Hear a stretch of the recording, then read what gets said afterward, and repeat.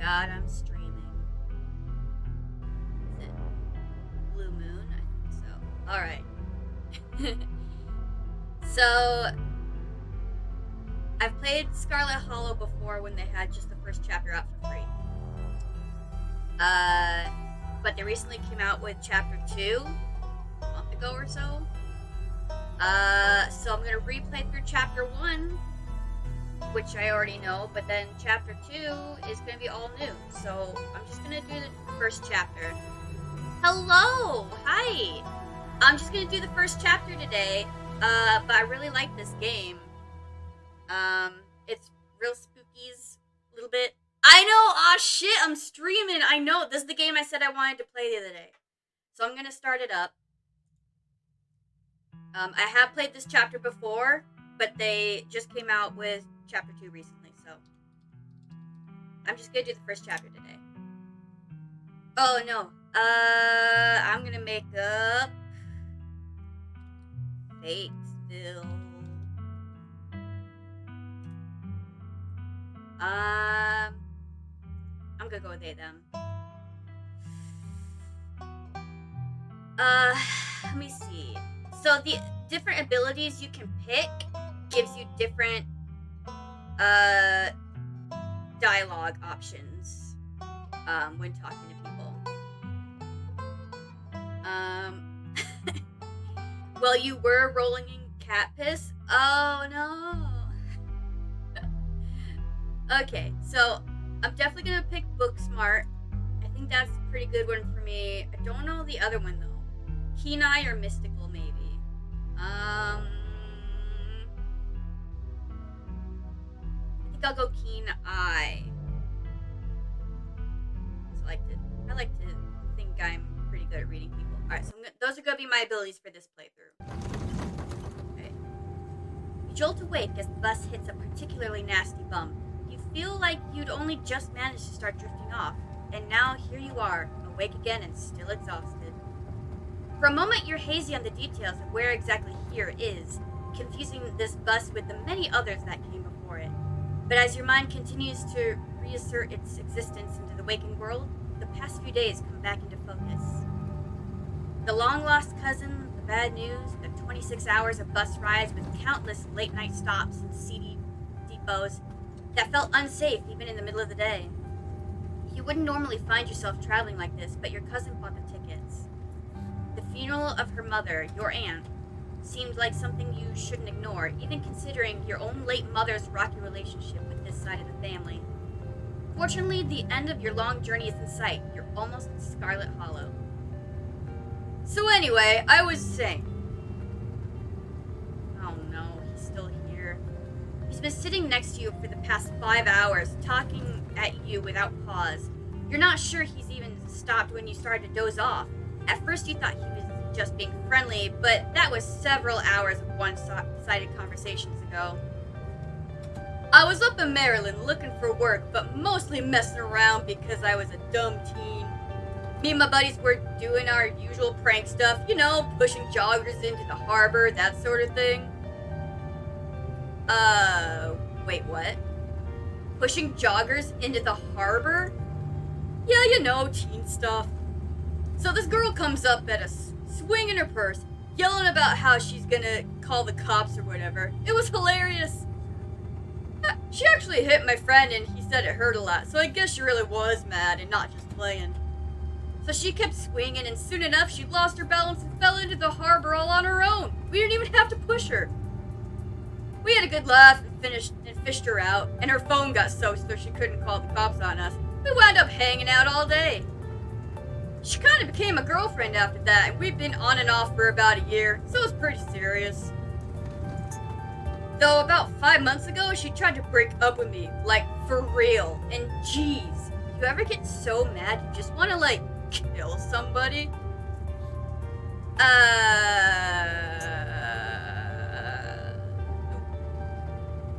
Why are you telling me this? I have never felt that way about another person, and I find it alarming that you have. Yeah, this dude isn't suspicious at all. You're young, you'll get it when somebody tries to break your heart one day. It changes a person. Makes them think things they've never thought they would. I honestly could have killed that woman. Ha! Anyway, she's giving birth to our son right now, so I'm trying to get up to Virginia to be there for it. But I don't know if I'm, like, into that stuff, so I might just wind up on a bus to New York or something instead. Always wanted to go there. I mean, honestly, maybe it would help if you talked with someone about these feelings. Someone professional, not me, a random stranger on the bus. I'm not licensed or anything, but it seems like you might have a personality disorder. It might be worth looking into. No, I don't need to do that kind of stuff. Bus strangers are the best therapists. I feel a lot better after talking to you. Well, good for you. Anyway, where'd you say you were headed? I did not tell you, my dude. No need to be nasty, I was just asking. Not like I'm gonna follow you off the bus or anything. Haha. Please don't. So, if you aren't getting off at my stop, then you must be headed to Scarlet Hollow, right? Ah, shit. Figured out. Or the Holler, as they call it in these parts. That's the only other stop until this bus turns around. I ride it pretty often, so I know. Almost nobody ever goes up that way. Though, come to think of it, I had a couple of buddies who went up there to work in the mine. There's a coal mine up in the Holler, you see, and there's always a job listing or two on the boards around here. I've never wanted to do that kind of thing myself. I like my lungs the way they are, thanks, but my buddies got desperate enough to try. I haven't heard from them in a while, now that I think about it. I should see if they're on Facebook. See what they're doing up there. Hope they didn't die. He looks back at his phone, for once focused on something other than you. Oh, this is me. It was lovely meeting you. Hope you don't get too bored without me around to talk to. I'll manage. Here, I have something for you. The stranger rifles through his pack before presenting you with a dripping bag of peanuts. Yum. They're boiled peanuts. I got them at a gas station a few buses back. I noticed you haven't eaten much, so I figured you could use them more than me. Plus, they dripped all over my bag, so I don't want to carry them around anymore. I will take the peanuts, so he will leave me alone. I take the peanuts. Thanks. You're welcome. And with that, I leave you. Safe travels, friend. Bye. I hope I never meet you again. And just like that, the stranger is gone. Maybe you can finally get some sleep. Next stop, Scarlet Hollow, end of the line. Almost there.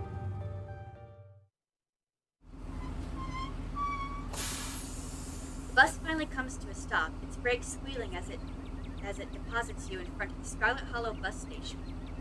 Well, the sign reads bus station, but calling it that feels disingenuous. At best, it's a kiosk, though for a small town like this, you're amazed there's so much as a road, let alone a bus that drives on every week. The driver quickly shuts the doors behind you and starts the engine, kicking up dust clouds as he pulls away, eager to leave you in this place behind. What voice? I know, I'm streaming for once. I don't often, but I've been wanting to play this, so. Thanks for stopping by. Hey, Victoria. You instantly recognize the worn young woman from the few public photos on her Facebook page. She's your cousin, Tabitha, and she looks annoyed to be here. I will not give her the dripping bag of peanuts. Give her my condolences. I'm so sorry for your loss, Tabitha. Yes, great, thank you. Let's get back to the estate. I don't want to spend any more time down here than I have to. Alright. Your cousin turns and motions to an old BMW parked near the bus kiosk. You follow her, clambering into the dusty relic.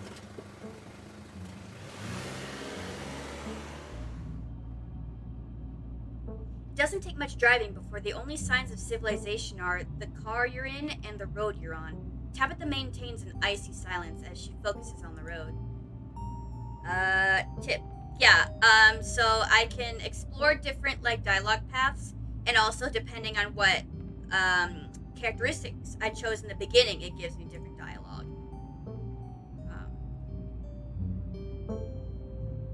How are you holding up? Fine. Are you sure you're alright? You seem tense. You know you can talk to me, right? I went through something similar when my own mom passed. She tenses up even more at the mention of your mom before letting out a heavy sigh. Maybe it's a sore spot for her. You quickly apologize. I'm sorry, I know that's probably not what you're looking to hear right now. Look, I appreciate your concern, but I'm fine, really. Tabitha stares straight ahead, her expression tense and icy. Um, so the funeral, it's on Sunday, right? Yep, like I told you. Um, need any help planning? If you ever need help with errands or scheduling, feel free to ask. I know this stuff isn't easy. It's actually been fine. Just needed the coffin and somebody to dig a hole.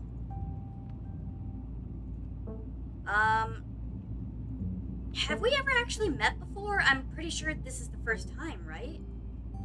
Yeah, you and your mom to thank. You have your mom to thank for that. Or had, I guess. Thanks. I don't know why my mom left or what kind of grudge she had against this side of the family, but I'm sorry. I wish I'd known about you. Whatever. What's done is done.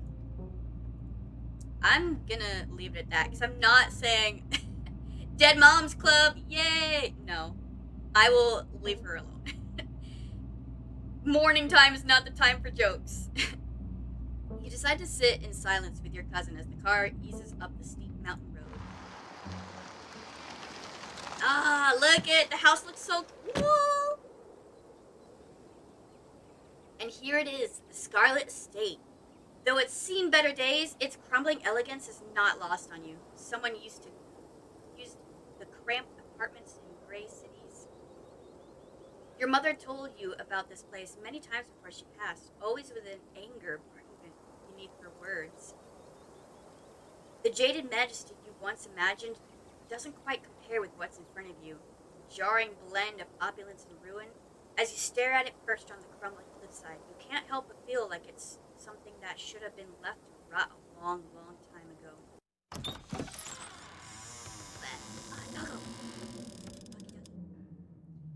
As soon as you enter, you're hit with a blast of dusty air.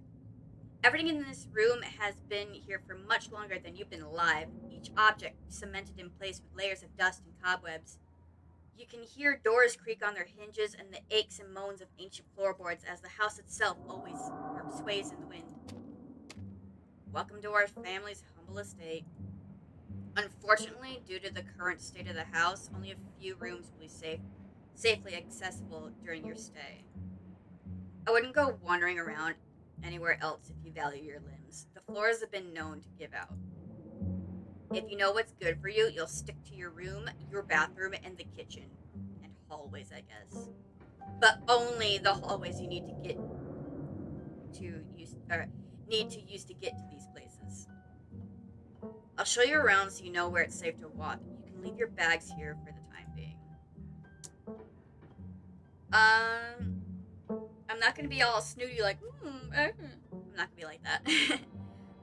It's beautiful. It's seen better days, but it's an awesome house. I would love to go here. It's beautiful. It is. The estate was the prized jewel of this region for a long time. It's quite a magnificent piece of architecture, even now. Shall we take our tour? Follow me. Radio?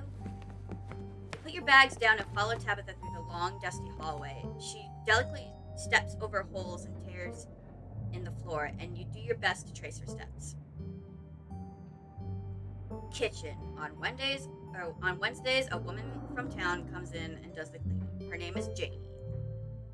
I wouldn't recommend socializing with her. She'll talk your ear off. If you need any food, there's fixings for peanut butter and jelly. Sweet. Don't touch my mac and cheese or my ice cream. Those are off limits. Oh, and you can also access the garden through here, but it's pretty wild, so I wouldn't if I were you.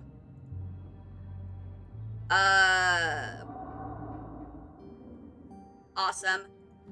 I love PB&J. How'd you know it was my favorite?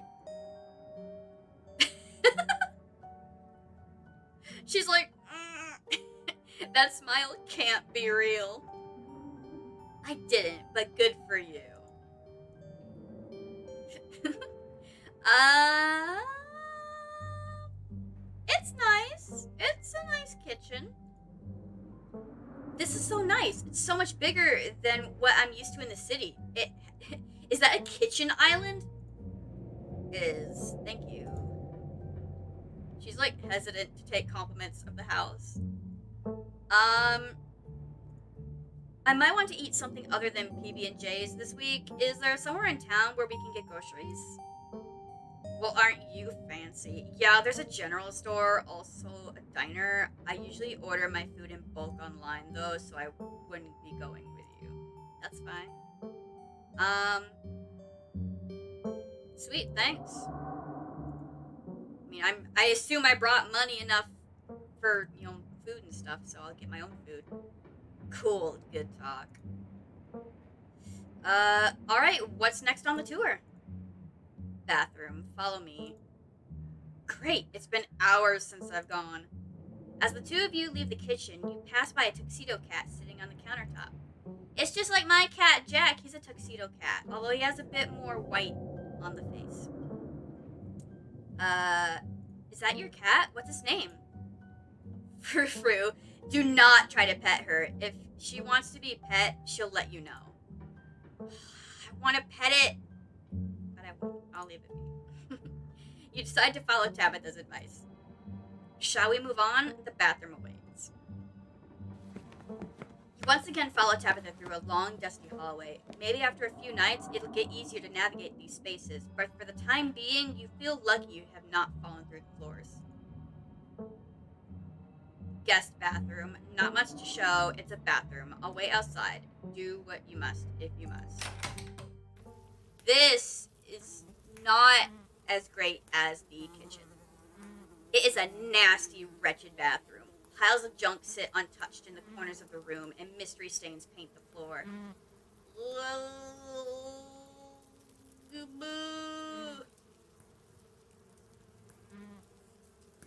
Ah! No! Bugs skitter from the bowl as you lift the seat. Nope. I'm good. I'm not desperate enough for this. On second thought, I don't think I need to go. You might as well try since you're here. No, I'm good. You leave the bathroom to rejoin your cousin and finish the tour. You still have to go, but it can wait until later. Maybe you'll sneak out to the garden. I'm not going potty in the garden. You said there was a diner, there's a general store, and stuff. There's some place in town with public bathrooms. I would rather go there. Up next, the guest room. Last stop on the tour. Follow me. You and Tabitha briefly return to the foyer before climbing the stairs and reaching the guest room. Oh, thank you! Alley in the Alley? Nice. Yeah, I love this game too. I played through this chapter before, when it was just the chapter 1. But I'm replaying it so that I can go through chapter 2. Because I played it when it was like the separate, like, demo chapter or whatever. So I already know all this chapter 1 stuff, but I'm trying to, like, make a canon playthrough for myself, so I'm picking all the things that I would do, not just, like, doing the best decisions. But yeah, I love this game. It's so good. And I follow the devs on Twitter and stuff like that.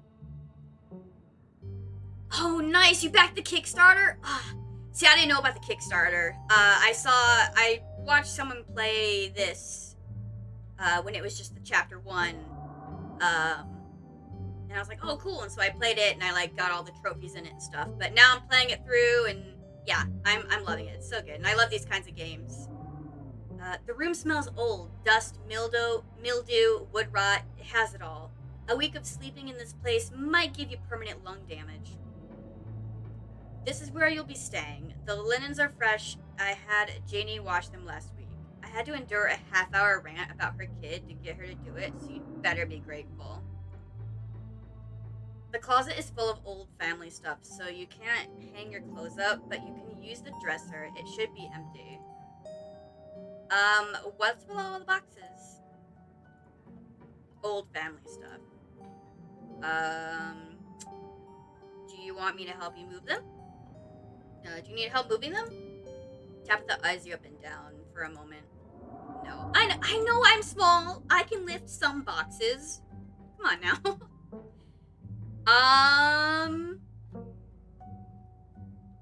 I guess I'll start getting settled in. Follow me. I'll take you back to the foyer so you can collect your belongings. Thank you. This concludes our tour. I'm afraid I must return to my duties, so you'll have to entertain yourself for the rest of the day. Don't expect to see much of me.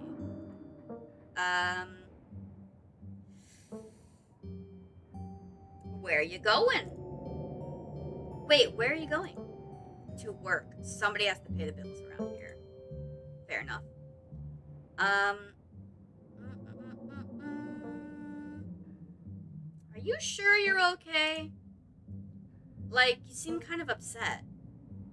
I'm fine. I just need to get back to work. Fair. Is there a library in the estate? I couldn't bring too many books with me, and I'm not sure what else I should do with my time. There is, but as I said earlier, most of the building is off limits. And the library is in the West Wing, which is extra off limits. You're better off heading into town. I'm pretty sure there's a library there. What kind of work do you do? I run the coal mine, same as every Scarlet who came before me. Except for you and your mom. It requires a lot of time and concentration, so I'd appreciate it if you didn't keep me for long. I didn't know we owned a coal mine.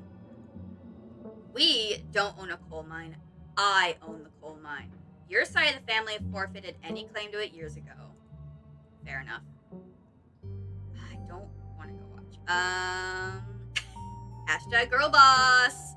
No, I'll leave her alone on it. Whatever your thoughts may be on Tabitha's work situation, you decide it's best to keep them to yourself. Is there anything else you'd like to bother me with before I leave, or are we good? Yeah, I'll quit bugging you. You decide to let Tabitha leave for work. Are we all set then? I'll see you tonight. Okay, bye. Your cousin leaves through the front door, and now it's just you, and you in this sprawling, decrepit estate. I'm gonna make me a peanut butter sandwich. You haven't had anything to eat all day, and the only things louder than your stomach right now are the creaks and moans of this ancient place.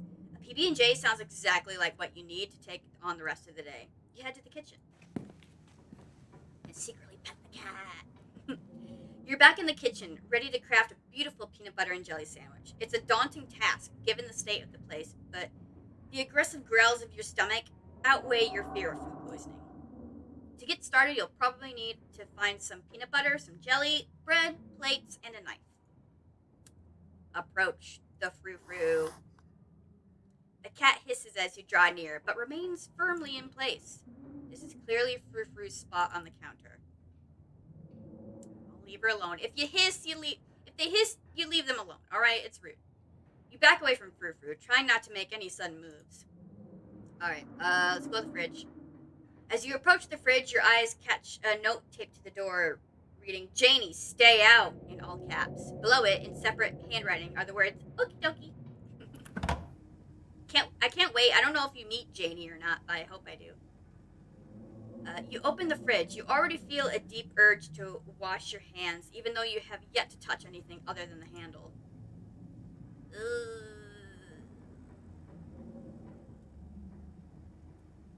I'm not gonna mess with anything of hers. That's rude. I'm just gonna take the jelly. It's like, it's her house, her stuff. I'm not gonna touch anything else. Like, I know it's cool to explore everything in these games, but I'm being real. You reach for one of the unopened jars of grape jelly, carefully checking its expiration date. You breathe a sigh of relief when you realize it's recent. This was either purchased specifically for you, or jelly is one of the few things in this kitchen Tabitha actually uses. All you need now is a plate, a knife, bread, and some peanut butter. Better close this fridge and keep looking. Yeah, I'm gonna leave everything else. It's her food, I'm not gonna be snooping around. You return to the kitchen, closing the fridge behind you. I'm gonna look in the pantry. Tabitha sure loves her mac and cheese. Look closer.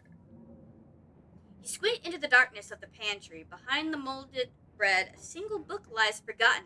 A thin layer of dust collected on the cover. You pick it up. Calf's Brain Aspic? I don't know what aspic is. You flip to a bookmarked page. Both Calf's Brain and Aspic are unappetizing enough on their own, and you can only imagine how vile the combination of the two would be. What kind of person would call this their favorite food? No wonder your mom ran far, far away from this place. Yeah, I don't know what aspic is. Teddy's favorite, serve on toast or with plain crackers. Teddy, is that a nickname for Tabitha, or is that someone else? Don't know. You shut the book and put it back in its place. I'm gonna take the bread. You pick up one of the non-moldy loaves of bread. Great! One step closer to a satisfying snack. All you need now, plate, knife, yep. Give me peanut butter. The king of nut butters, and only 3% of each jar is smashed up cockroaches. Ugh. Why? Close the pantry. You close the pantry door as best as you can and turn around to the rest of the kitchen. Cabinets. This cabinet must be where Tabitha keeps the dishware, and oddly enough, the utensils. Yeah, why are they not in a drawer? That's weird. Grab a plate and a butter knife.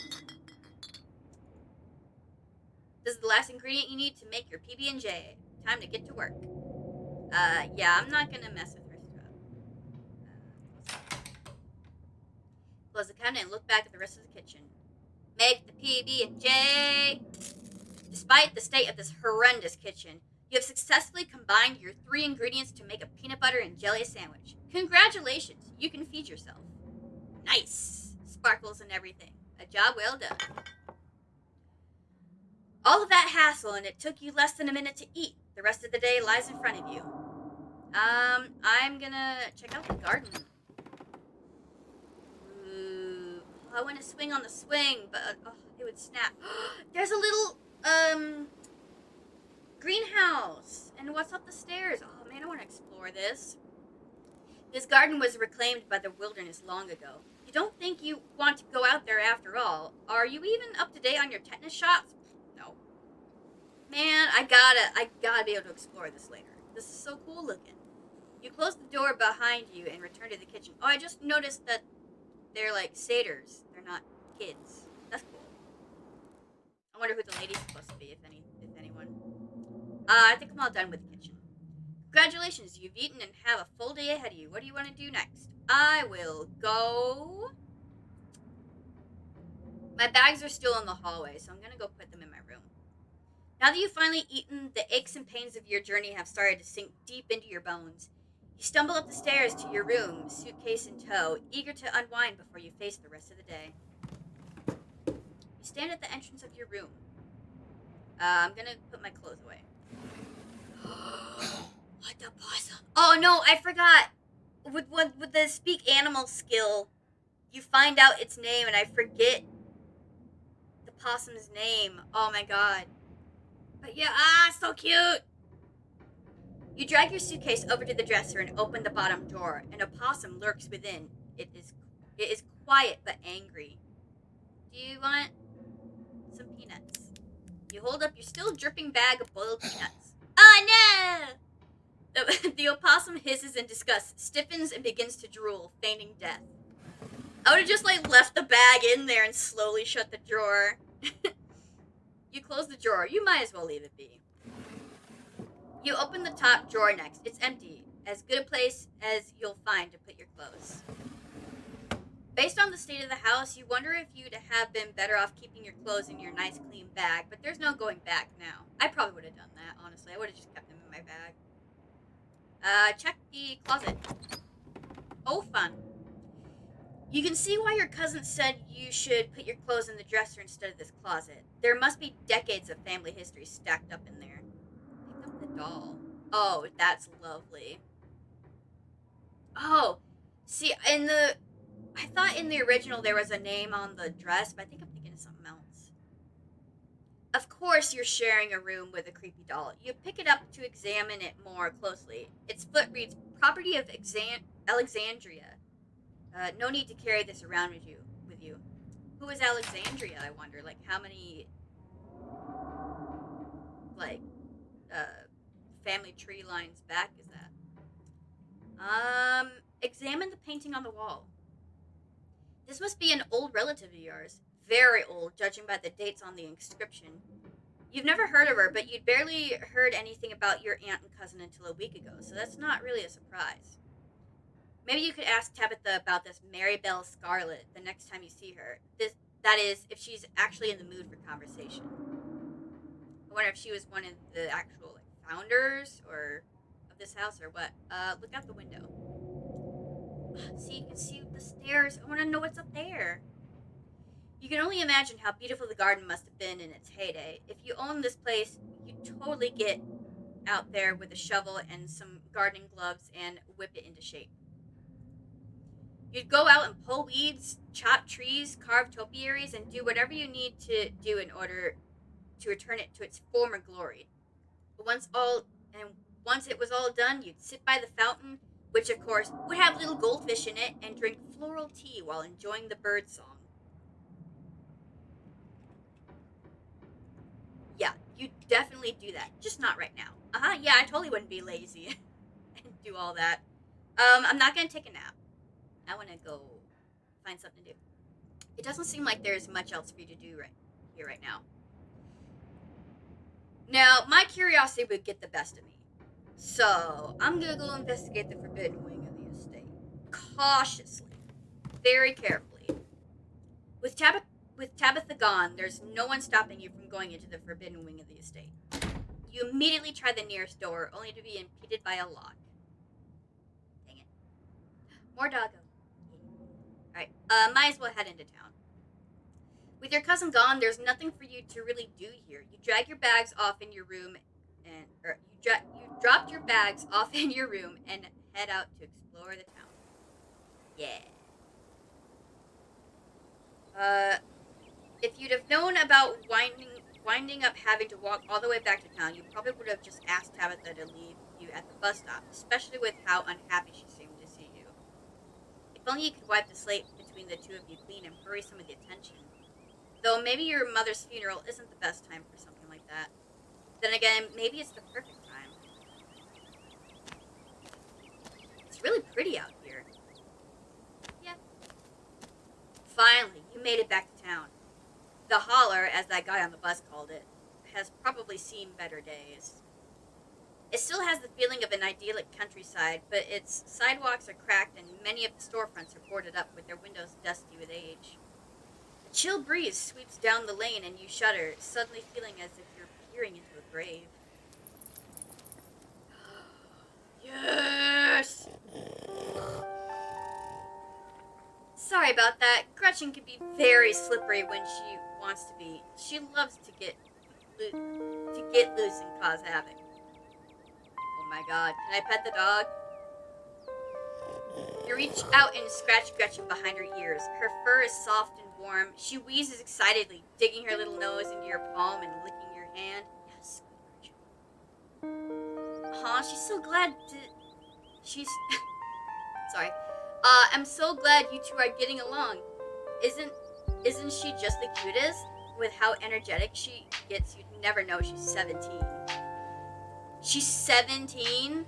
That's gotta be really old for a dog, right? It sure is. She's about 84 in dog years. I'm hoping she beats the current record holder and makes it to 19. Or better yet, 20. The more time we get together, the better. Isn't that right, Gretch? But where are my manners? Talking to you for this long without introducing myself? I'm Stella. It's not often I see a strange face up in the holler. Every now and then there's a new crop of bull folks, but you don't look dusty enough for that. You aren't in town for the funeral, are you? Scarlet funeral? Yeah. Hi, I'm Victoria. You must be Tabby's cousin, right? That's the only person I can think of who would come to town for the funeral. How's she been holding up? To be honest, I've been a little worried about her, all alone up in that big house. Uh, yeah, I don't think she's doing too well. She's been icy, but it feels like she's putting it on as a front. She's always been a little rough around the edges. To be honest, it's always been hard to tell if that's just the way she is or if she's putting on an act. She's been putting on acting for her whole life. To think she's been up in that old mansion all by herself. It'll probably be good for her now that you're staying here, even if she doesn't think so herself. Thanks for letting me know, by the way. How long have you known her for? Oh, quite a long time. The town's really small, so everybody's known everybody else as far back as they can remember. Tabby and I got a little close when we were putting on the school's production of A Midsummer Night's Dream. I was Puck and she was Mustard Seed. As you might have expected, she was more than a little prickly, but I managed to soften her up a bit in the end. But then she graduated, and that was it. Oh, if you just got to town, you must be starving. I was just on my way to the diner for coffee, and they've got amazing biscuits. My treat. Sure, if you're buying, I will absolutely take some food.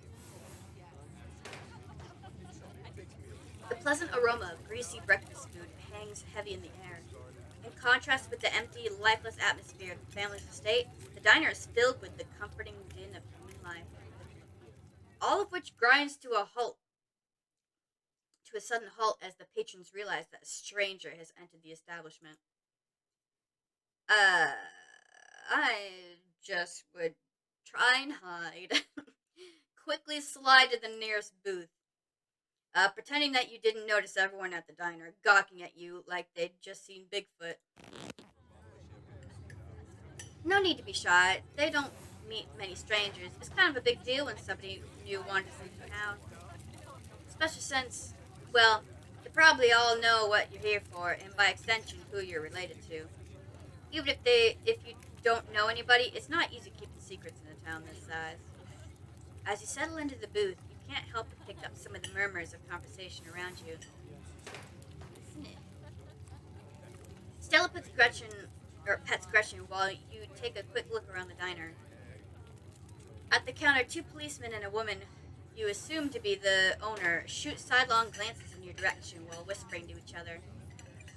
That must be Vivian's kid. Never thought we'd actually meet them. So my mom's name is Vivian.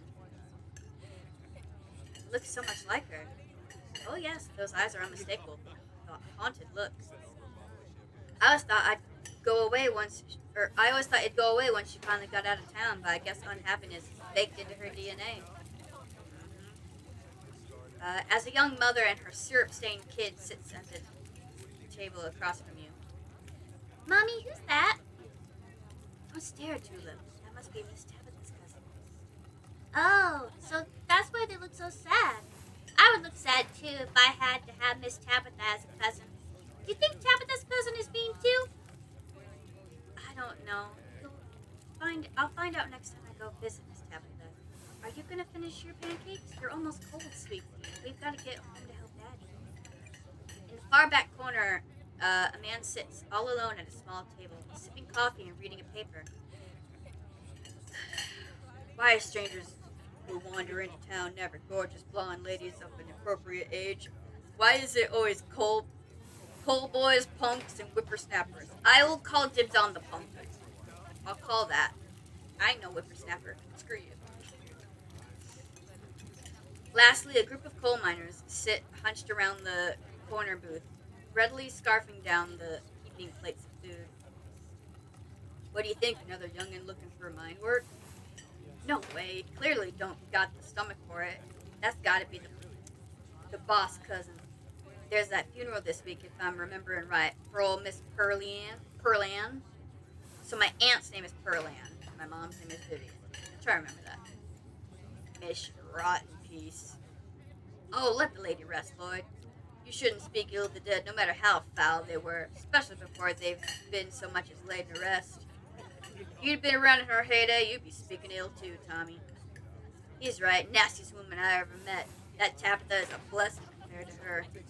Curse the whole lot of them. May every Scarlet burn in hell. Well, thanks. That's enough of that. Hey, Stella, I went ahead and fixed you a cup of coffee. They gracefully place a cup of specially brewed coffee in front of Stella. Ah, shucks. Thanks, Avery. And here's some bacon for the little lady. Oh, shit. Gretchen gets some bacon. Gretchen sniffs the bacon and digs in. Anything for you? Yeah. No, I'll take coffee. Yeah, I'll just take coffee. Just coffee, thanks. No problem. Avery pours the fragrant brew into the empty mug in front of you. They linger after pouring your coffee, turning to you nervously. Oh, and I'm sorry for your loss. Thanks. Before you have the chance to respond, they're gone. You should have gone for the biscuit. They're really good. But I guess you've got all week. Maybe you'll get one tomorrow. Maybe. Anyway, the funeral's not till Sunday, right? That gives you quite a bit of time to slum around town. I'm trying to think of if there are any cool events going on this week. There's always the reading adventure at the library, which is supposed to be for little kids, but I do it every month anyway. Oh, and I'm pretty sure Avery's throwing a party Saturday night, so that's a fun thing to look forward to. And there's the weekly Sunday potluck. That should be right after the funeral too, so it'll be a special occasion. I'm sorry, did you say the library has a reading adventure? Yeah, Oscar's all about keeping things on theme, so this month is a bunch of ghost stories. Yes, give me the ghosts. I think he's calling it spooky bookies. You know, like how a ghost would say it. Nice. Oh my god, that's perfect. Cool, you should check it out this week. But that's really just an afternoon. Any idea what you want to do for the rest of the week? Sounds like she's seeing if you have a free schedule. Or see if I have a free schedule. Something's telling me this is a loaded question and you've got something in mind. Was I being that obvious? My job means I spend a lot of time in the woods with the camera, and it's always better than someone else when someone else is there too. Before Stella can finish, Avery returns, biscuit in tow. Hey, Winnie wanted to give you a biscuit on the house. She sends her condolences. Thanks. This looks great. You pick up the biscuit. It's delicate and fluffy. It nearly crumbles at your touch. Buttery warmth emanates from its surface. You take a bite. It melts in your mouth as if it was nothing but butter suspended on a thin matrix of dough. Truly, this is biscuit perfection. Whoa. This is a really good biscuit. Wow. I'm so glad you like it. Avery lingers at the table for a moment. So, has Stella mentioned she's famous? Avery, I'm not famous. Look, if you're not gonna go around tooting your own horn, you know I'm gonna do it for you. Stella sighs. I'm a YouTuber. What kind of videos do you do? She hunts cryptids. Nice. You should really check out her channel, Victoria. It's amazing. Hell yeah, I will. Wait, how did you know my name? Oh, sorry. It's just that most people in town know about you. Sorry, I'm sure that must be creepy. Ah, well, I guess the cat's out of the bag. The Holler's a small place. Everyone knows everybody, and that includes extended family. I mean, it's fine. It's expected in a small town. I was just caught a little off guard. Whew. Glad that didn't freak you out too much. Yeah, and don't worry, nothing Pearl-Ann said about you will stick, that's for sure. You can just make a good first impression and wipe that slate clean with the whole town. So Pearl-Ann, my own aunt, was talking shit about me? Thanks. Ah, jeez. Look, I'm sorry I said anything. Hey, I'm sure this is all mortifying, but don't worry about it, really. Pearl-Ann was gossiping, would do this sort of thing to everyone. Spreading weird little rumors about folks was kind of her trademark. Anyway, weren't we in the middle of talking about Stella's illustrious YouTube career? I guess we were, weren't we? Yes, we were. I think the best video to start with would be that river one. Not the lake, but you know, the controversial one. Oh yeah, the Catawba River Runner. I didn't expect much out of that footage at the time, but it wound up being my most popular video by far. So the River Runner is a cryptid that's only known for a single sighting.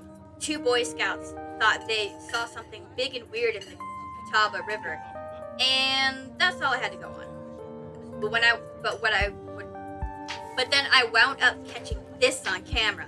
Gimme. Haunted ice cream parlor, scared in the woods. Lo-fi beats to chill study. Hell yeah, that's got a little raccoon. Nice. Stella pulls out her phone and shows you a clip of something in a river.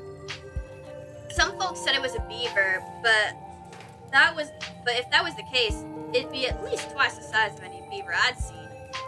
I also had people saying it was a dog or even a capybara. That must have escaped from a local wildlife sanctuary.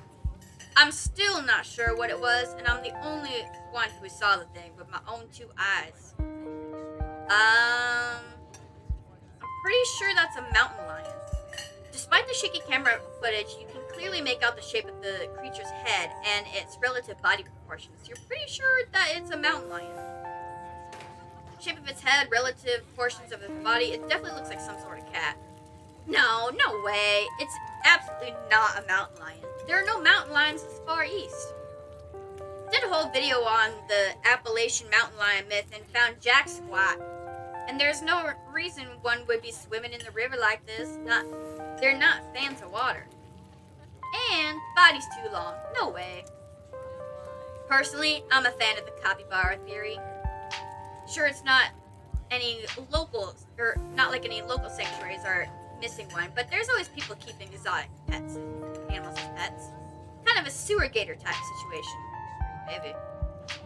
Exactly. Some exotic pet owner set it free, and now it will forever roam the Catawba, confusing Boy Scouts and YouTube commentaries for years to come. What if someone had a mountain lion kitten as a pet, and then it got too big, and so they released it into the wild, and that's why there's a mountain lion there. That's my theory. So speaking of things to do around town, I was actually planning on filming this week's video tonight. I was wondering if maybe you'd want to come along? It's a pretty easy one this week. We wouldn't even have to camp anywhere. I'm gonna go after the... Wait! No spoilers! Oops. Sorry, Avery.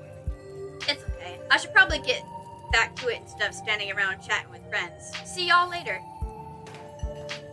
Now that the coast is clear, going after the skunk ape. Doesn't the skunk ape live in Florida? Oh, you know your stuff, don't you? I knew you'd make a great partner. It mostly lives in Florida, but there have been sightings as far as north as Virginia. While I was doing research for last week's video, I came across a report where a lady from a town over claimed to have seen one on her deck, playing tug-of-war with her dog. And as I leave no stone unturned, I decided it was worth investigating. So, what do you say? Want to tag along? Hold the camera for me while I narrate against a darkening sky, that sort of thing.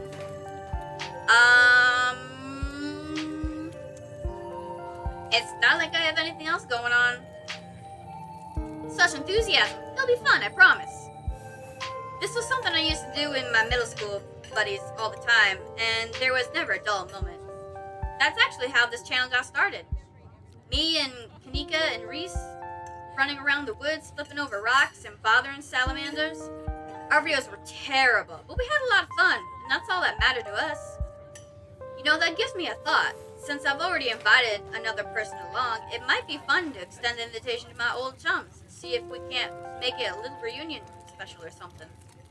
Though I guess Kanika has to close out the general store tonight, so I'm pretty sure she's a no-go. But Reese, I think there's a decent chance that we could get him to come out of his hidey hole if he's up for it. Do you mind if I make a quick call? Go ahead. Stella pulls out her phone and dials it, waiting while it rings. Reese, dude, what's up? Feels like it's been forever. Oh man, I'm sorry to hear that. Do you want me to come by or? Okay, if you're really sure. But if you change your mind. Oh, I was just calling to ask if you wanted to come out in the woods tonight. I met somebody cool in town today.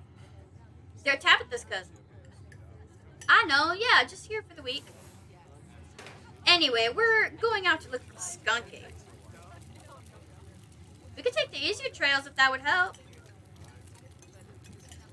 Dang, man, that sounds awful. I hope you take it easy tonight. I'll swing by sometime this week and we can have a little more low-key hang. How's that? Yeah, I'll bring them.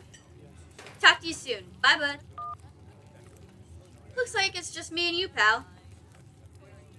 Is he okay? He sounded like he didn't want to go. He's not feeling well is all. He's had a lot going on this past, 10 years or so. But I feel like it's gotten a lot worse recently. I can't remember the last time I saw him leave his house. Oh well, it's not my place to talk about, really. I just got a little excited thinking about having him come along. He's hilarious. You'd love him. We should swing by his place sometime this week. Sure, that'd be nice. I'd love to meet your friends. Awesome. I'll make it happen. He's definitely the trickier one to meet. Kanika is much easier to track down since she's at the general store basically every day. But friendship can wait. We've got a skunk ape to hunt. So we should probably head out if we want to make it to the mountain before it's too dark. Come on, let's blow this popsicle stand. You pause before getting up. Maybe it's time to make a good first impression. After all, it seems everyone in town has heard awful things about you from your now deceased aunt. Always leave a generous tip, especially since Avery was cool. You reach into your pocket and pull out a crumpled $5 bill. You know it's a bit more than you would expect to get from such a short dining experience, but you might as well share the wealth while you've got it. Hell yeah. You smooth out the bill before placing it on the table inconspicuously.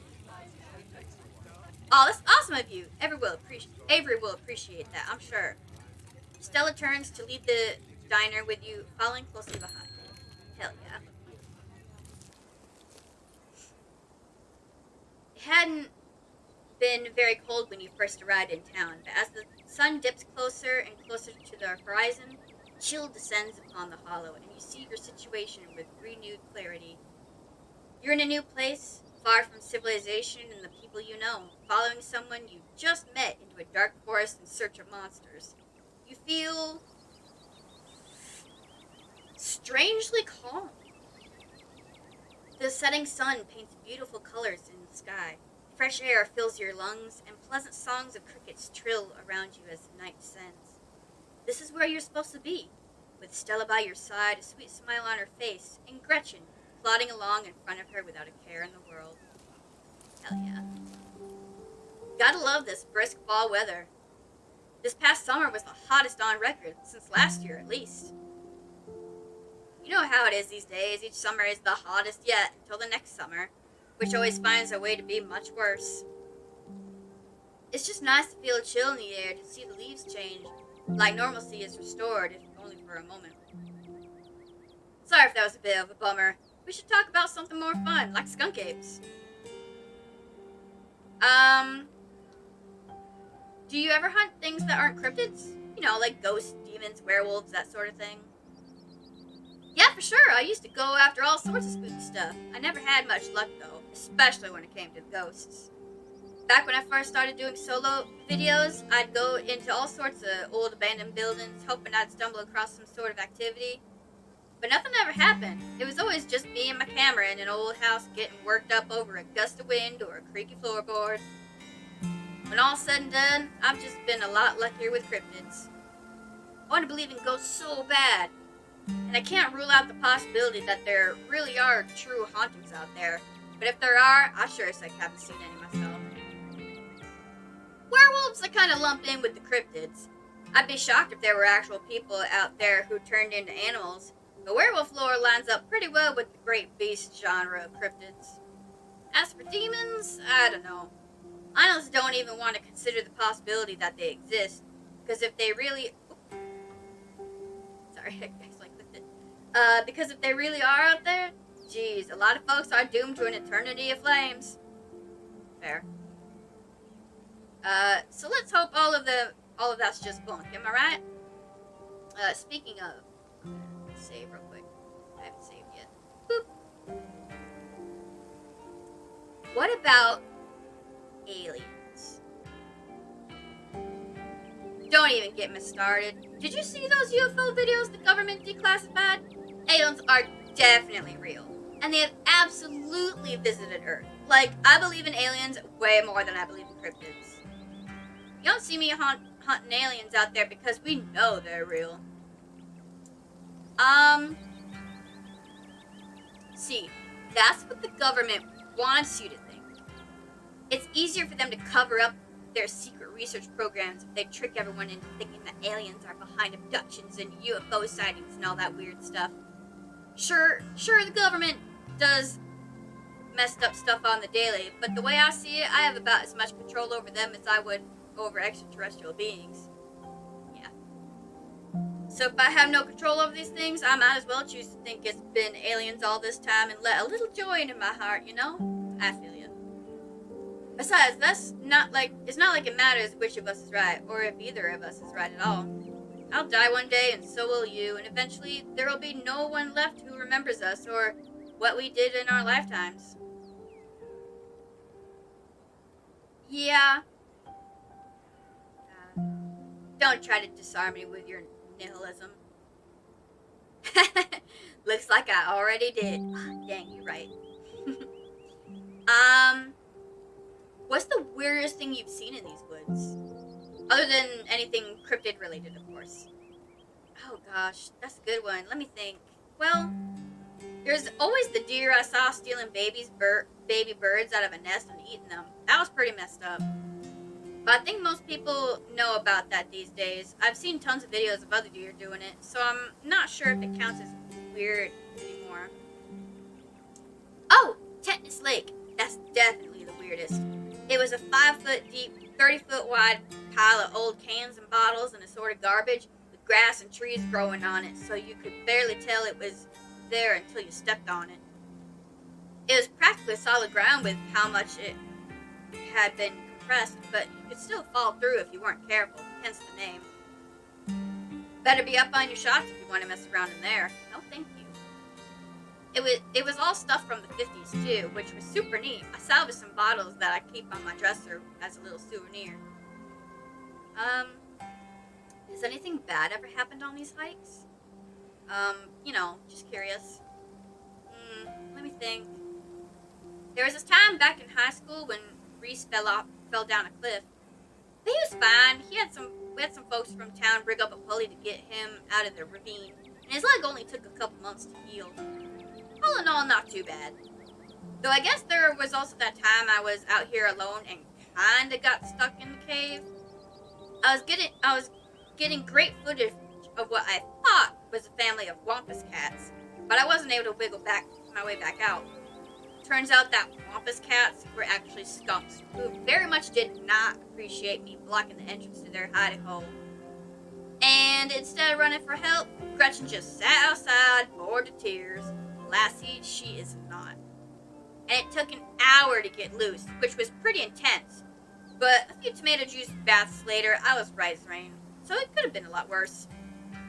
Oh, and there was time I accidentally stumbled onto old Duke's property and nearly got my head shot off.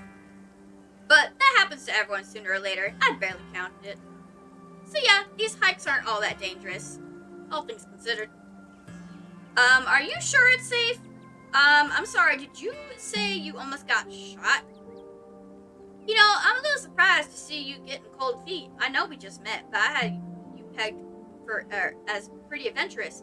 Yeah, but I don't want to get shot in the head. There's being adventurous and there's being stupid. I really wouldn't worry about Duke, though. He might be a little jumpy, but he means well, and these trails are ways off from his farm.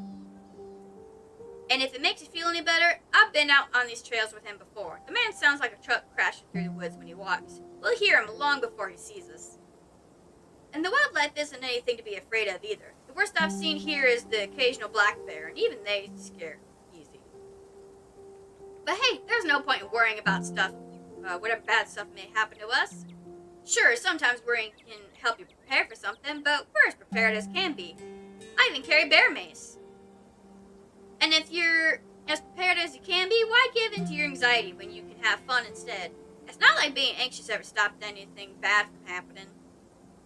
In my experience, all it does is make the bad thing worse. The only thing you can do is tell yourself, this has happened. There's no going back to before this bad thing happened. And then you work on making things better. Fair enough. Anyway, all this is to say we're good. Don't worry. Did you hear that?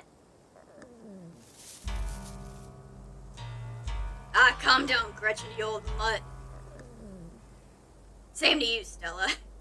You're always jumping at nothing, girl. Whew, sorry for being jumpy, Duke. I thought you were some creature of darkness. Nah, girlie, just old Duke. Now, what the hell are you looking for out here anyway? Skunk ape. Sorry, I asked. And who is this you've suckered into coming with you? Wait a tick, aren't you? Is that? Yep. I see. Welcome to Holler. My condolences. I'll keep you in my prayers. Another stranger, another opportunity for a salty introduction. Do not give him the peanuts. Keep peanuts to yourself. You once again remember the dripping bag of boiled peanuts that I did not just leave in the kitchen where I should have left them.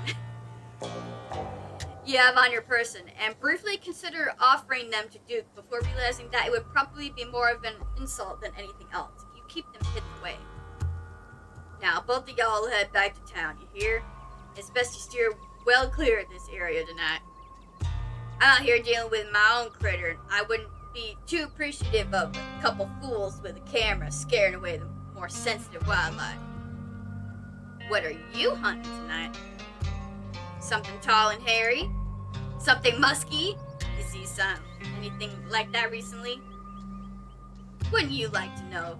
You never could stay in your business, Stella Richmond. Put that damn camera down. Oh, come on, Duke.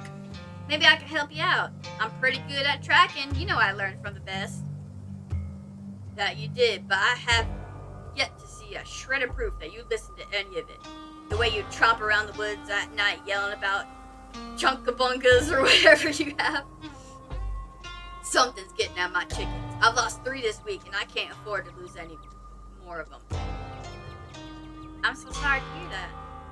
But I wonder if Skunk Ape has a taste for chickens.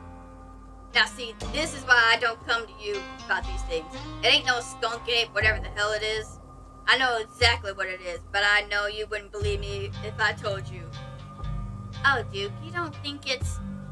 I do, actually. It's those damn mountain lions. They're out there, Stella. See? Mountain lions, Stella.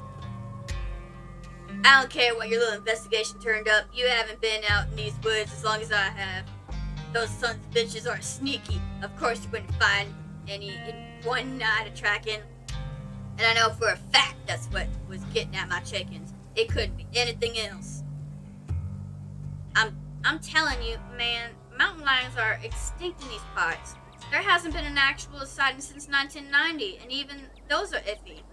You never know. Animals that aren't supposed to be in areas pop up all the time. I can't believe you go out there on your YouTube saying some river monster spotted by a couple of school-age boys counts as 100% confirmed. Yet Appalachian cougars are some kind of far-fetched fantasy made by geezers like me. Exactly. A freaking mountain lion is way more believable than a cryptid. You made me look like a fool. I read those comments people were posting on your video. They were calling me all kinds of names just for seeing things with my own eyes that I know to be true. I'm sorry, Duke. I didn't mean to sick anybody on you. I just don't think it's plausible. You'll eat those birds when I come carrying a mountain lion corpse out of those woods at dawn. And if you two don't want a face full of buckshot, I suggest you run home and stay out of the woods tonight.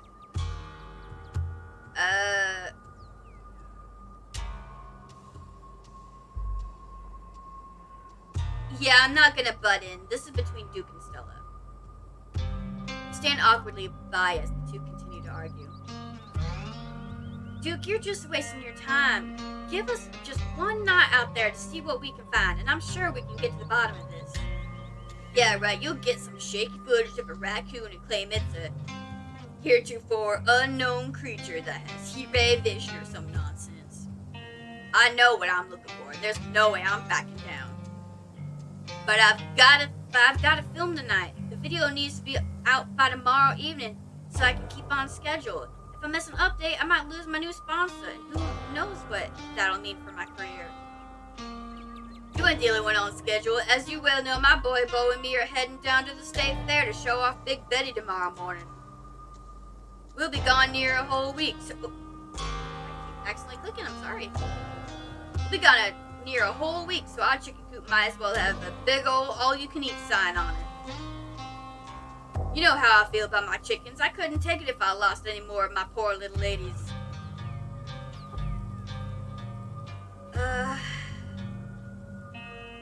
Let's just go, Stella. He's not gonna budge. You're right. No point in losing any more time arguing. Fine, we'll head back to town.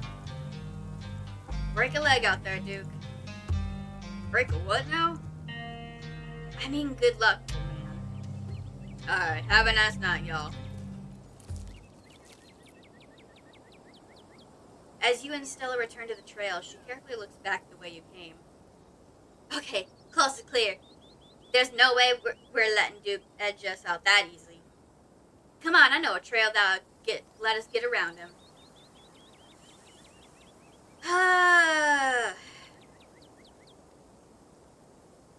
I'd just shake my head and follow, honestly. Like, I want to do this adventure, but also, like, I would probably just be like, no. Trail's up ahead. Let's go. Alright, this looks like a good shot. Mind holding the camera? She hands you the camera and takes position.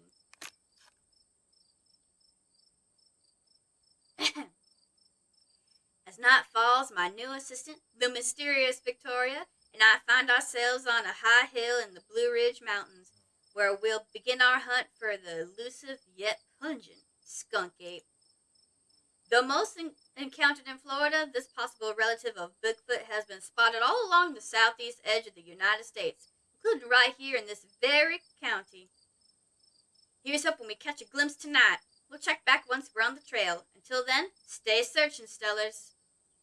I can take the camera off your hands now. We'll be able to start the tracking scenes once the sun sets all the way. In the meantime, we get to take in all the beautiful scenery. It's gorgeous out here, don't you think? Yeah, it's breathtaking. Look at that sky. And the air is so clean and fresh. I feel like I'm breathing for the first time.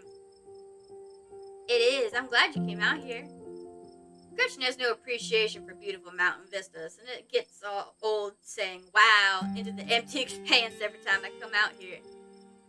It's nice to have someone to say wow with.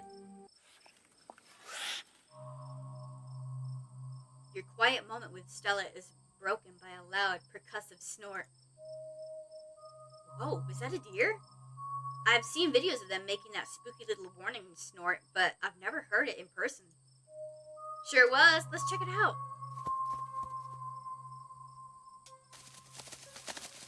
As you and Stella hear the footfalls of animals retreating into the woods, she reaches for her flashlight. Ah! A single deer remains behind, staring down the beam of Stella's flashlight, while Gretchen whines and pulls at her harness. And then it's gone. Gretchen, calm down. Gretchen, calm down. You're gonna hurt yourself. She cannot handle deer. When she gets like this, I usually have to pick her up and hold her. She has a bad habit of slipping her harness when she wants to go after something. You're too much of a potato, and they don't make harnesses to fit potatoes, do they? Was that some sort of cyst or something? It looked bad. Yeah, I think you're right. I'd bet it was an abscess, maybe a tumor. It's not like wild animals can get those taken care of, so they just get bigger and bigger. Poor thing. But they're not much. But there's not much what we can do about it. Why do you bring Gretchen with you? She doesn't seem to be the safest choice for a hiking companion. I actually find her quite the opposite. Sure, she wants to chase stuff, but I usually let her when I'm not on one of my more cryptid hunts. So I can't hold that against her. I'm just happy she's still so feisty even at her age. Pugs aren't exactly known for their good health, but here she is running around in the woods at 17.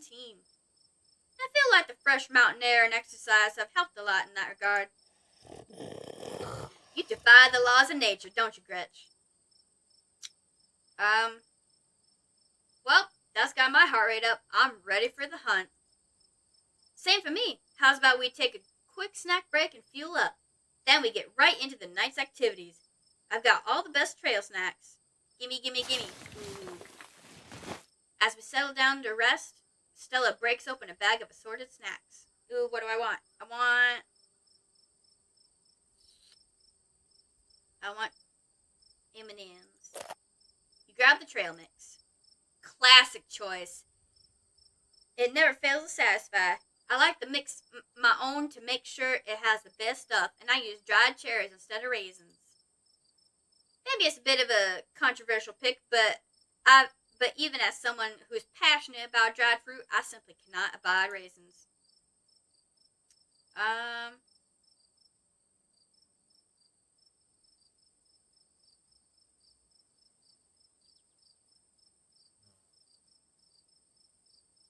nah, I'll just eat it. I don't want it like sound rude. I'll just eat it. You silently tear to the trail mix. Food is food. Food is good. Guess you're a fan of cherries too, huh? Not really, but I wouldn't say it. That's rude. You and Stella settle down on an overlook, snacks in hand, as the quiet sounds of the evening wildlife wash over you. Gretchen gnaws a stick, distracted for the time being. So, tell me what it's like in Fakesville. Do you have a house, an apartment? Do you live with family, roommates, pets? Tell me what it's like to be Victoria. Let's see.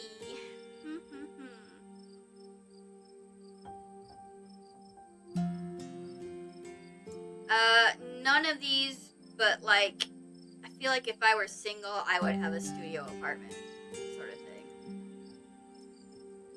I live alone in a dingy studio apartment, and I love it.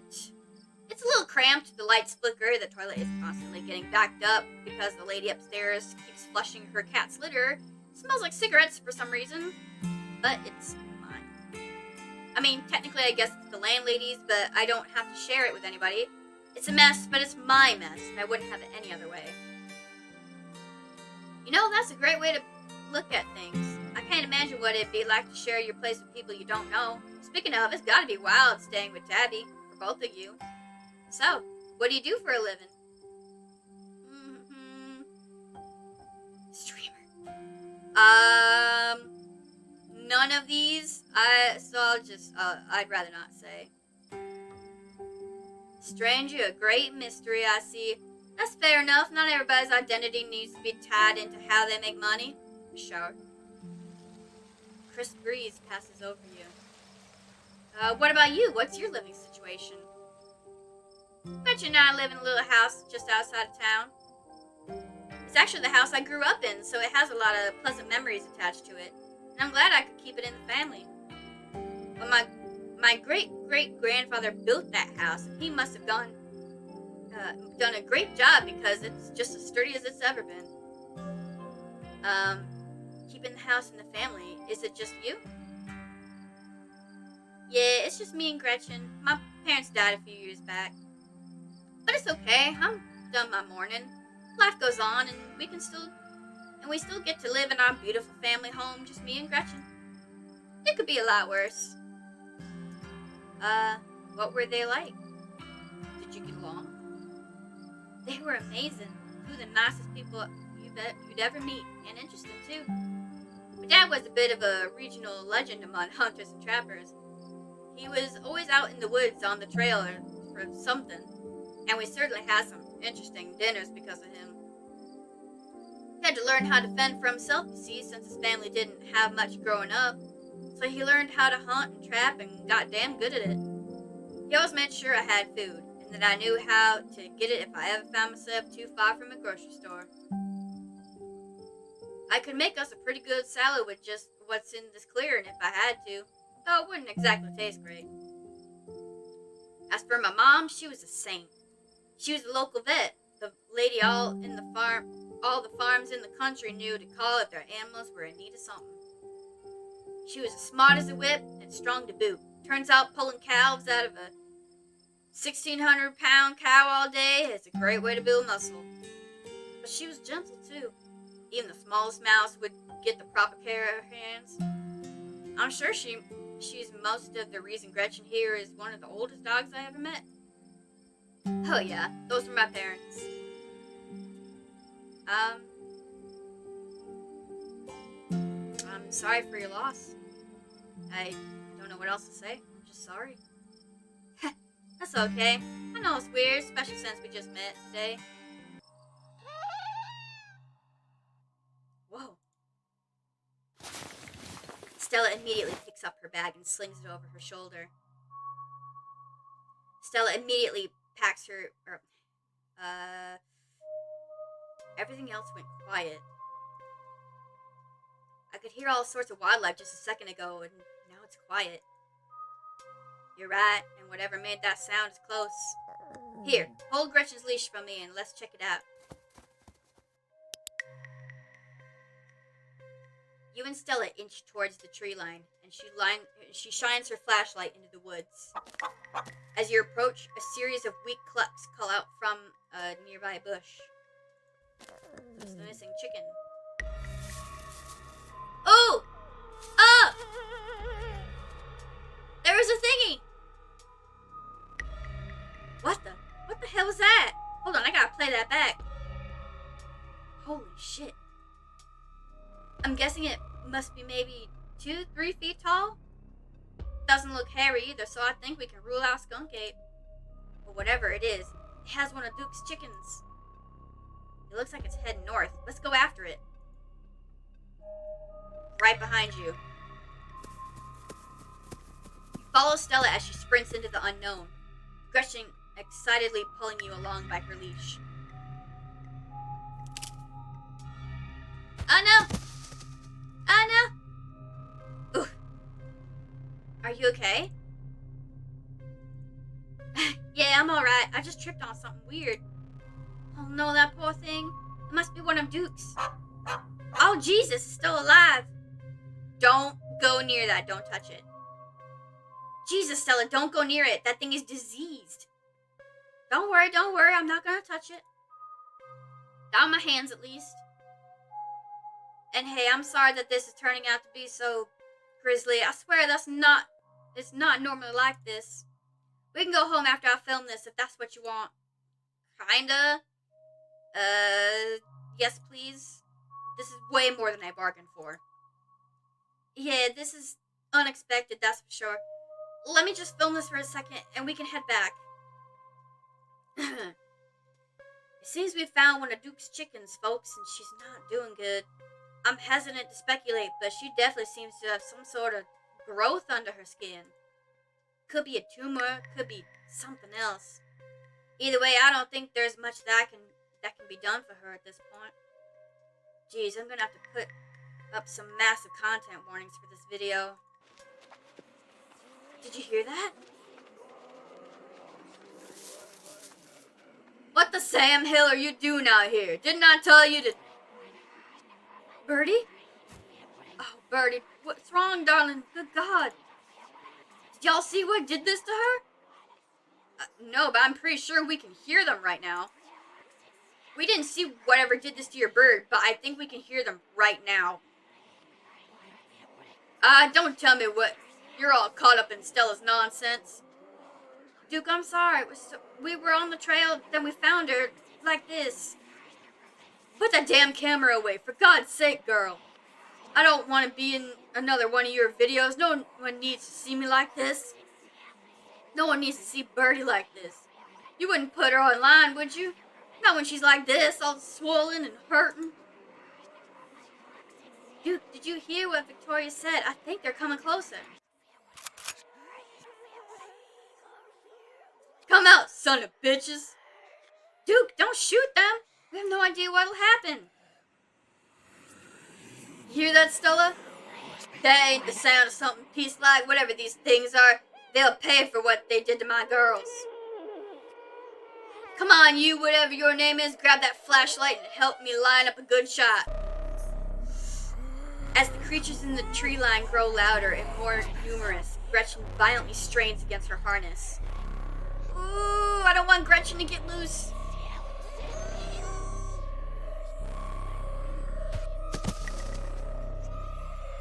You dive forward and scoop Gretchen into your arms just before she manages to wriggle out of her harness. Your eyes fixate on the dark tree line over Duke's shoulder. God damn it! I'm sorry. You hear your body hit the ground, and then quiet as the chaos fades and the sounds of nature creep back in. Gretchen? Victoria? Duke? Are you alright? Just a little shaken up. Same. Gretchen whines and shakes in your arms. Gretchen! Here, I'll take her. My poor little pup, thanks for watching out for her. Duke, are you okay?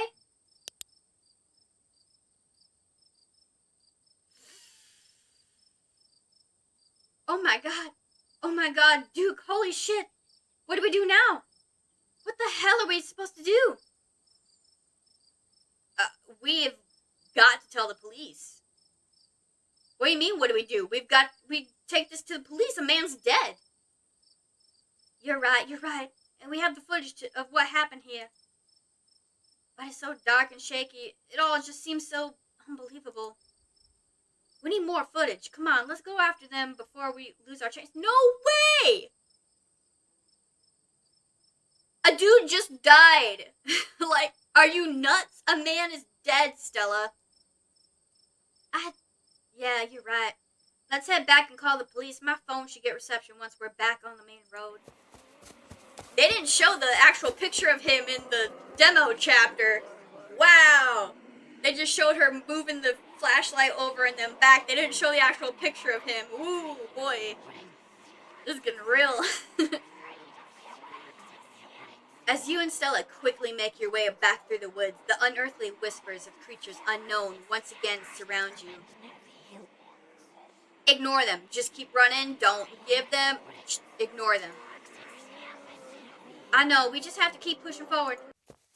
Yeah, I would book it. Don't do anything. Just book it.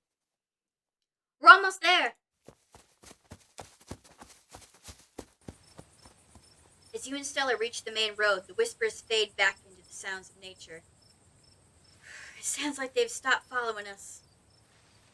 I should get reception now that we're back on the main road. Let me find my phone so I can call the sheriff. You feel the buzz in your pocket. Uh-oh. 6 missed calls from Tabitha and 13 text messages. Call her back. You try and call Tabitha back, but it goes straight to voicemail. You text Tabitha back and let her know you're okay. Your message sits unread.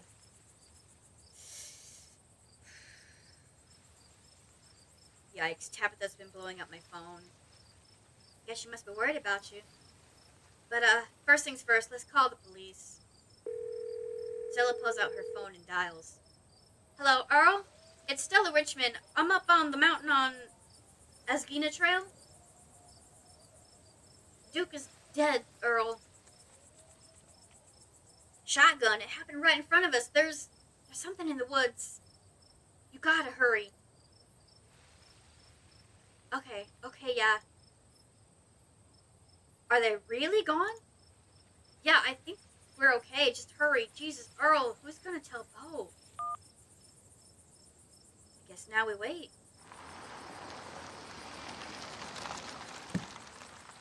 It takes a little while, but eventually a patrol car arrives at the scene. Out of it walked two officers, Sheriff Hugby, a friendly older man, and Deputy Franklin, a serious man wearing sunglasses despite it being the middle of the night.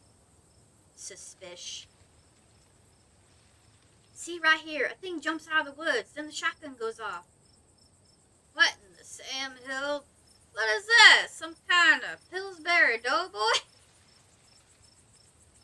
Could have been a naked maniac. No, there was more than just one. They chased us through the woods, whatever they are, they ain't human. And they killed Duke. Uh-huh. Now, we're gonna have to confiscate this camera, Miss Richmond, if you don't mind. This is evidence. Okay. Let me just turn it off to save the battery. You notice Stella popped something out of the camera and slide it up her sleeve. Here you go, Deputy Franklin.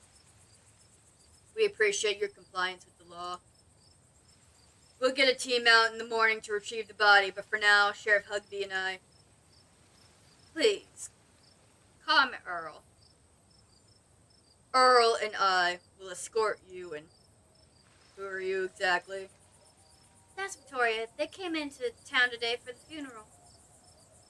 Victoria? As in... Tabitha's cousin? Yeah. Might as well be honest. They know anyway. Damn, didn't think you'd actually show.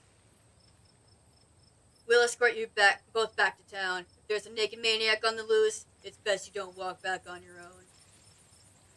It wasn't a... Never mind. Why aren't you going out there tonight? There's a dead body in the woods. Those things out there would attack someone else. Well, it ain't exactly like old Duke is going anywhere at this point. He'll still be out there in the morning. Fair. We only have a skeleton crew at the moment. Monday nights are Deputy Derek's since bowling nights. We'll be on alert for any more reports of naked maniacs, but retrieving Duke will just have to wait. Now, if you'll kindly step into the vehicle, we can return you safely to your home. Do we have to ride back with you? We can just walk. Those creatures left. We'll be fine. I'm afraid I'm going to have to insist, for your own safety. Stella sighs. Okay, thank you. That was another deer noise, wasn't it? You can ride up front with me, little lady. That is, if your mama permits. Sure, Earl. You can hold Gretchen on the way back to town.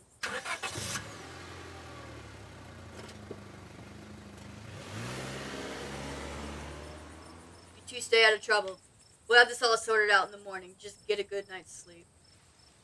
And you, whatever your name was.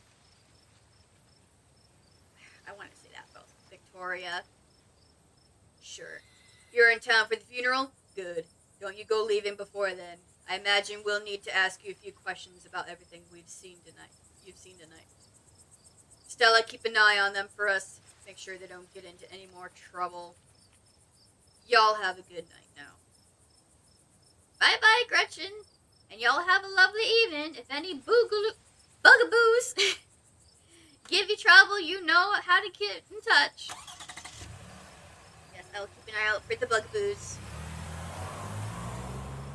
Here you are, back in town, away from the woods, with no one but Stella in sight. And Gretchen. Holy shit.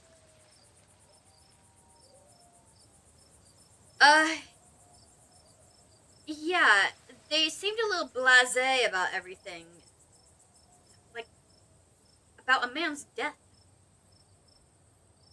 I can't believe they're waiting until morning to even start looking for him. Who knows what those things are doing to his body right now? And what's worse is I think they implied that you're a suspect, even after we showed them all the footage. I don't know what to say to that. Like, honestly. You say nothing in response.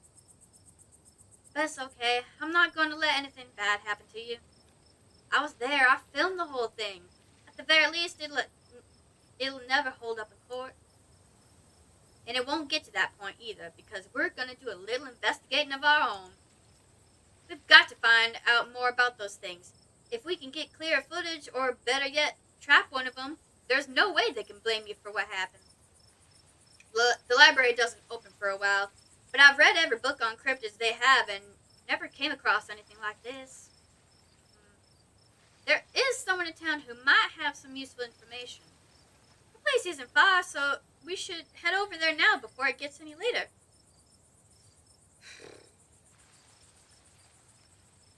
I should check in on Tabitha.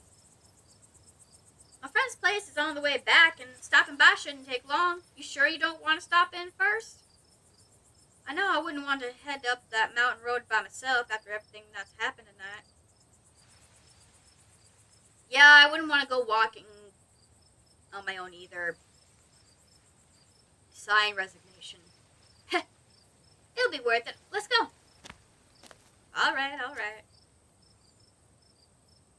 I hope she's still awake. Stella knocks on the door. Hi? Out of the corner of your eye, you spot a shadowy figure staring at you from across the road. You didn't hear it approach. Stella? I think someone's watching us. She turns to look. Victoria. I can't do it for you, voice, unfortunately. Jesus!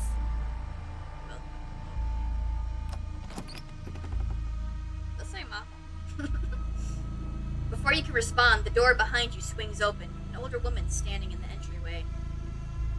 Go home, Wayne. I can't help you tonight. You look back and the figure's already gone, disappeared into the shadows of the night. I'm sorry about that, Stella. Some people just can't be helped. What brings you out so late? And who is this? Hi, Mrs. Forsyth. This is Victoria. Is it okay if we come in? Of course. You're in luck. I just put on water for hibiscus tea. Yay. And for goodness sake, you can call me Sybil. You're an adult now, after all. Welcome to my little nook. Ooh, and keen eye. Your eyes can't help but wander towards the plants Sybil keeps in her tea shop. You recognize two of them as castor beans and oleander.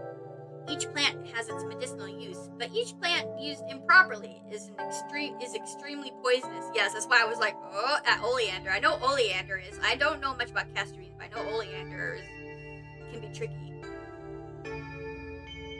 It's nice to finally meet you, Victoria. I'm so sorry to hear about your mother. Vivian was such a lovely soul, and she's been sorely missed in the holler. And now poor Pearl Ann is gone as well. Do let me know if there's anything you need while you're in town. Aren't oleander and castor beans poisonous? Aren't you a sharp one? They very much can be, but they also have their medicinal purposes, and their flowers bloom in such lovely shades. Who was that outside? Just a very sick man. You don't need to worry about him. I'm extremely worried about him. He was possessed AF. You knew my mom? Of course, dear. She was a good friend of mine for many years. She was such a lovely woman. You should come by sometime. I can delight you with unsavory tales of her youth. Ooh, yes, dish. I never met Pearl Ann. You don't have to pass on your condolences to me. I have no feelings for the woman, honestly. That's fair, child, but it seems like the right thing to do. We need your help. Yes, I suppose pleasantries can wait for another time. What's got you here so late? You seem troubled. You know about weird stuff, right? Unexplainable stuff? Not sure I follow, dear. I know which oils to use for which aches. I know a bit about classic spiritualism. Just what sort of unexplainable things are you talking about? Duke was killed tonight by something in the woods. Oh, my lord. Have you contacted the police? Yes, but they didn't take it very seriously.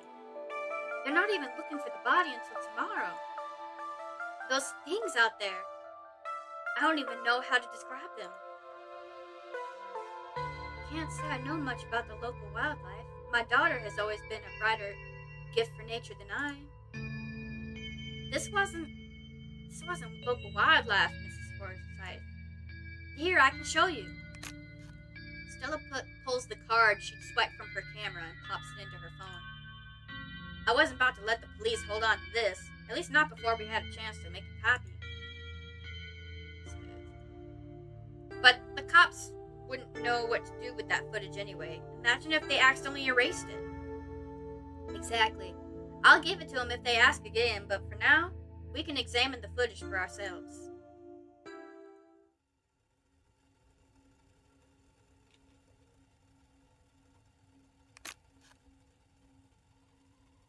Where was this? Up the mountain to the northwest. Within the town limits? Yes. I see. Is there a way to make the video bigger and louder if you can? I need to plug the memory card into a computer. I could go back and get mine. No need. Kanika should still be awake. She can lend us hers. You better come with Stella. I'm pretty sure she'll be more willing to help a friend than her nosy mother. Please catch that kettle. Thank you. Kanika? Come on out. We could use a little help. What, Mom? Oh. Hey, Stella. And Gretchen, who's a good potato. And a stranger. What are you doing in my house?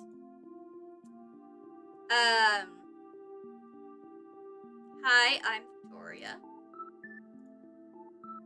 Tabitha's cousin? Yep.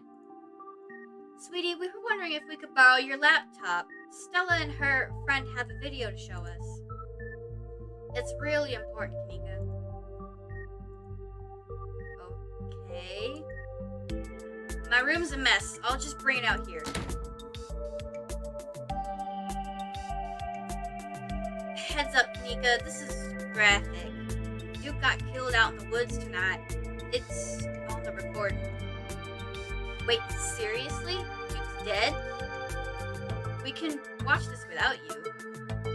You know I have a harder stomach than any of our friends. I'm pressing play. Silence washes over the room as the video plays. Stella, what in the hell is this?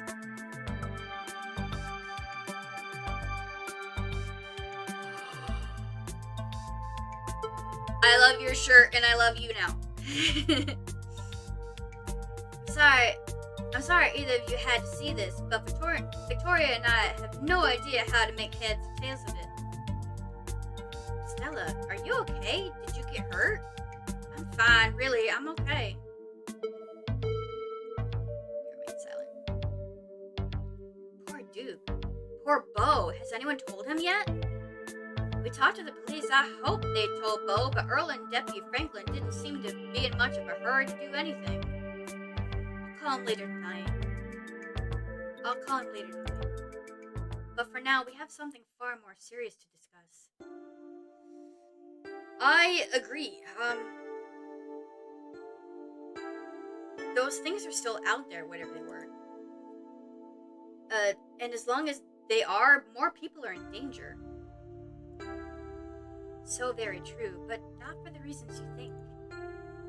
These things, my grandmother called them ditchlings. They are a terrible omen, a sign of great suffering and destruction to come. Mom, come on. Whatever's doing this is serious. Stop scaring Stella and Victoria with this taily poo crap. A man just died. Have some respect. Kanika, sweetie, let your mother talk. The creatures themselves are harmless to people, despite that grisly scene in the woods. How can you say that? Duke's dead. An unfortunate accident, nothing more. Just as birds flock before a storm, the ditchlings congregate where a tragedy is soon to fall. To see one is to be cursed by fate. Jesus, Mom, they've clearly had a rough night. They don't need this. It's okay, Kanika. This is helpful. Stella, whatever these things are, they aren't magic. can't rule that out, not after what we saw. But fine, let's focus on what we know. Whatever they are, they're doing something to these animals. You saw the chicken in our video. What was that growth?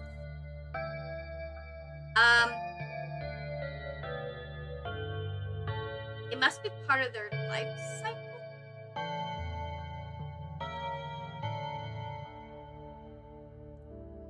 Whatever it is, it's not good. Yeah, no kidding.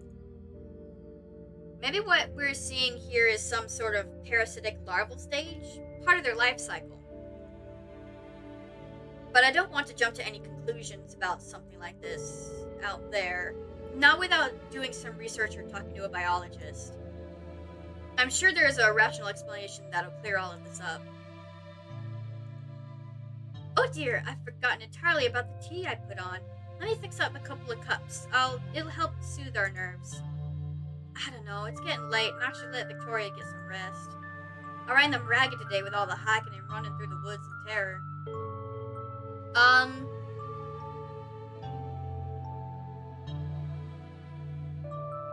You don't have to leave on my account. You guys are, we need to figure this out.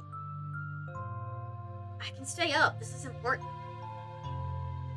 Okay, maybe it's just that I'm eager to get home and start doing some research. I'll ask around on my usual forums to see if anyone has information on ditchlings. Is that what you called them? That's right. You go on home now and do try to get some rest. Don't stay up all night online. On the online, it said. Let me get you some of my house-made peppermint tea to go. It really does wonders to soothe the soul. Yes, please. Bye, Stella. I'll see you tomorrow, okay? And call me if you need to talk. Thanks, Kanika. I'll see ya. Bye, Victoria. Bye. Let's talk Sailor Moon sometime. It's excellent iced or warm, though with the night getting chillier, warm will probably be the best. Helps wake up the bones. Be careful out there, both of you. Sybil turns and closes the door behind her. Alrighty, let's head back home. My home, I mean. I need to get home. Or to Tabitha's home. Here we are. You're welcome to stay the night if you want. I would love to, but not tonight. Really need to get home. Especially since Tabitha has been blowing up my phone. I should probably head back and check on Tabitha. That's sweet of you. Are you sure you're okay heading back up that mountain alone? Sybil said those things were harmless. And, like, when we were running out of the woods, they were looking at us, but they didn't mess with us as long as we ignored them. So, like, if I see them again, I can just be like, blinders, minding my business, and it should be fine. Sybil said those things were harmless. I think it'll be okay. It's not far. Well, I won't stop you if you really want to go back. Here's my number. Call me when you get there, okay? Good luck. You and Estella exchange numbers. I keep wanting to say Estella because I had a friend named Estella. But it's Stella. I'll see you tomorrow? Yeah. We're all in this together.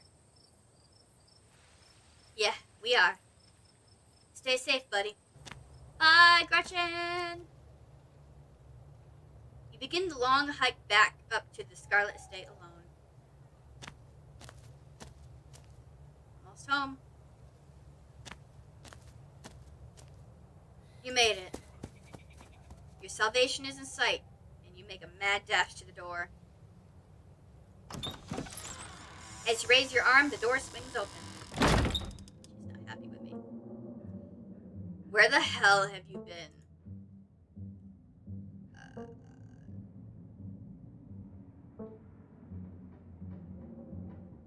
Look, I got suckered into something. It got weird.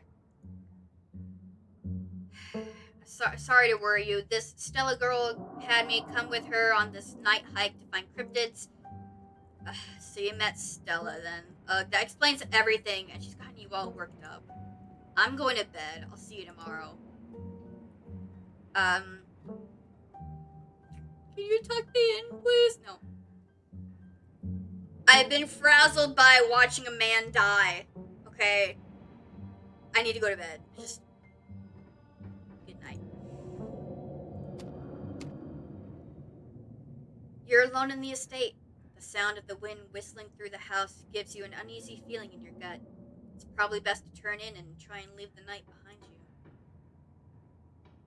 As you settle into your room, you remember that Stella asked you to call her once you got back.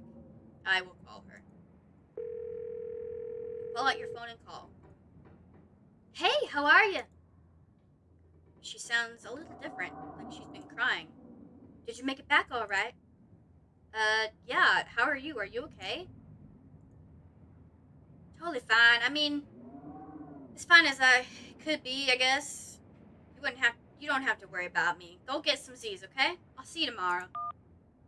From the relative safety of this uncomfortable bed, the events of the past evening seem like something that happened to someone else.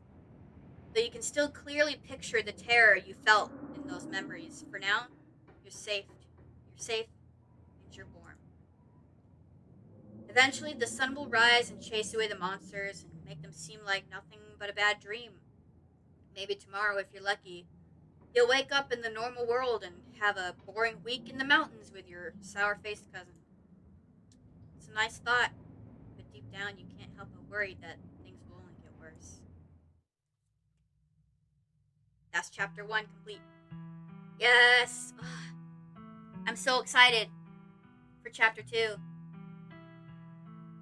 I'm just gonna sit back and enjoy. Those are all the ditchlings, I'm assuming. And then a statue for the mine shafts. I wonder if we can find some good information at the town hall. I'm hoping I can explore it.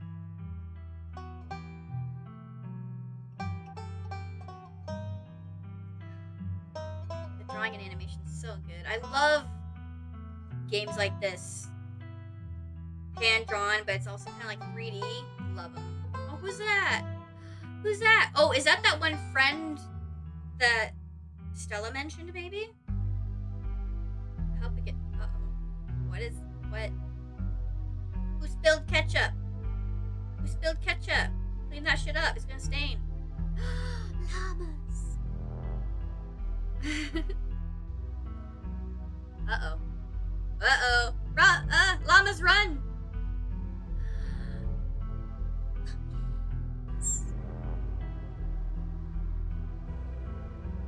Ooh, is that the mine shaft?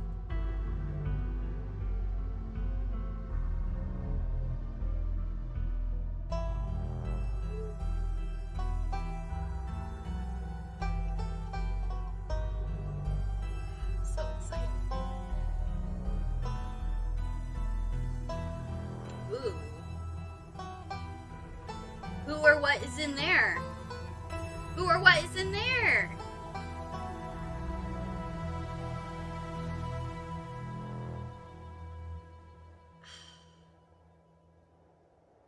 Yes! I'm so excited for chapter 2.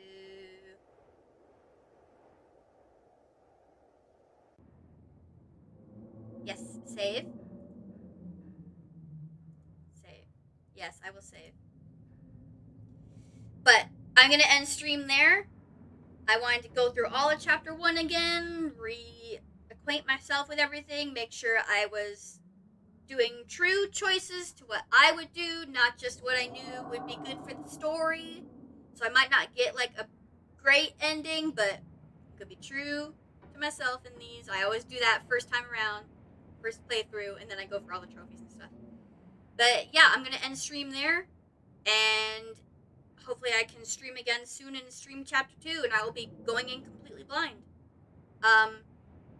But thank you for all that came around and watched. And yeah, I guess see you next stream. Everybody have a good